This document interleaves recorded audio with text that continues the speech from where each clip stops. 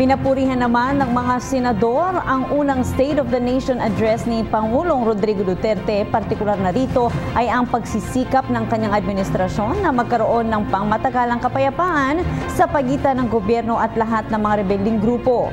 Maliban rito, ikinatuwa rin ng mga mambabatas ang pagiging mas malapit sa puso ng masa ng naging SONA ng Pangulo.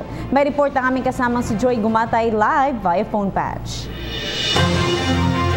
Kasabay ng mga papuri mula sa sambayan ng Pilipino ay ikinalugod rin ng Senado ang laman ng kauna-unahang State of the Nation address ni Pangulong Rodrigo Duterte. Kinilala ng bagong Senate President na si Senator Aquilino Coco Pimentel III ang pagdedeklara ni Duterte ng unilateral ceasefire sa Communist Party of the Philippines. Sana raw ay maging daan ang hakbanging ito upang makamit natin ang pangmatagalang kapayapaan para sa lahat. Ganito rin ang hiling ni Senador Grace Poe.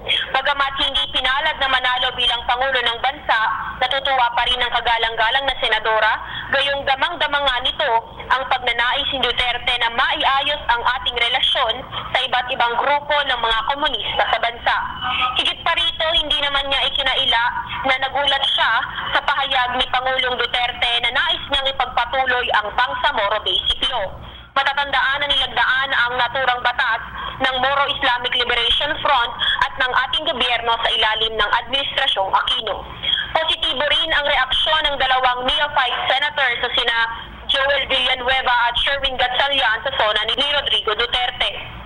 Ikinatuwa ni Villanueva ang pagnanais ng ating Pangulo na pag-ibayuhin ng ekonomiya sa pamamagitan ng pagpapalago ng mga oportunidad upang makapagtrabaho sa bansa. Naniniwala ang senador na magiging makamasa at malinis sa anumang bahid ng korupsyon ang kasalukuyang administrasyon. Ikinalugod naman ni Senador Gatchalian ang pagiging totoo at taus-puso ng SONA ni Pangulong Duterte. Ngunit ipinahayag rin ito ang pagkadismaya dahil tila dinaanan lamang raw ni Pangulong Duterte ang isyu ng edukasyon sa Pilipinas. Bilang tagapagtaguyod ng libreng edukasyon para sa lahat, umasa si Gatchalian na magbabanggit si Duterte ng mga konkretong plano upang mapabuti ang sistema ng ating edukasyon hanggang kolehiyo. Gayong naniniwala ang senador na ito ang pinakamahalagang panangga laban sa kahirapan.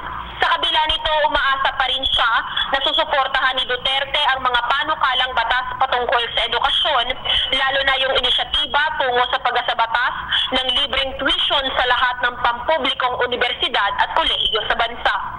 Sa dami at lawak ng mga isyong binanggit ni Pangulong Duterte sa kanyang unang SONA, naniniwala si Senador Sani Angara na kailangan ng kasalukuyang administrasyon ng matinding suporta, hindi lamang mula sa mga mambabatas, ngunit lalo't higit mula sa sambayan ng Pilipino upang makamit ang katagumpayan ng mga planong ito sa susunod na 6 na taon.